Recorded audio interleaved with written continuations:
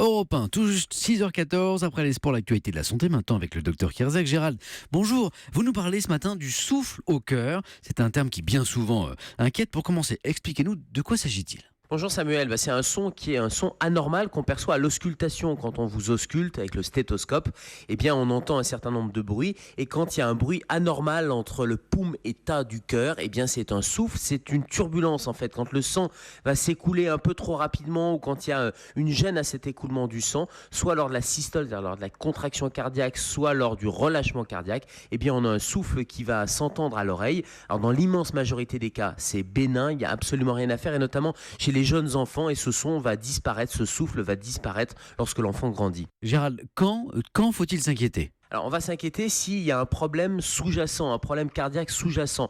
Donc chez l'enfant, le souffle il est fonctionnel, il n'y a vraiment aucune conséquence, sauf s'il y a une malformation. Mais à ce moment-là, il y a d'autres symptômes, par exemple un essoufflement ou une douleur dans la poitrine, par exemple lors de l'effort.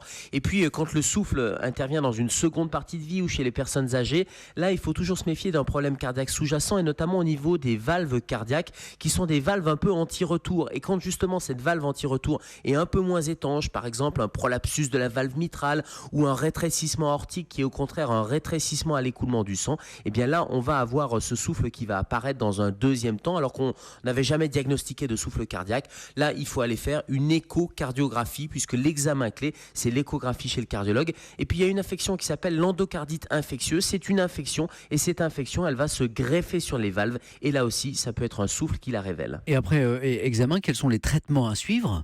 Alors quand il y a un souffle qui est d'apparition, il faut vraiment faire cette échographie pour aller vérifier d'où vient ce souffle cardiaque. Et puis en fonction de la cause, il y a un traitement. L'endocardite infectieuse, c'est un problème infectieux, donc ce seront les antibiotiques qui vont venir à bout de cette endocardite, parfois de la chirurgie cardiaque. Quand il y a un problème sur les valves, eh bien c'est la réparation valvulaire. Et puis quand c'est une insuffisance cardiaque ou une anémie, il suffit de corriger ou de traiter l'insuffisance cardiaque pour faire disparaître le souffle. Merci beaucoup, docteur Kierzek. On vous retrouve à 10h dans Allo Europe 1 avec Thomas Touroud, et bien sûr demain avec on vous retrouvera avec plaisir dans Europe 1. Bonjour.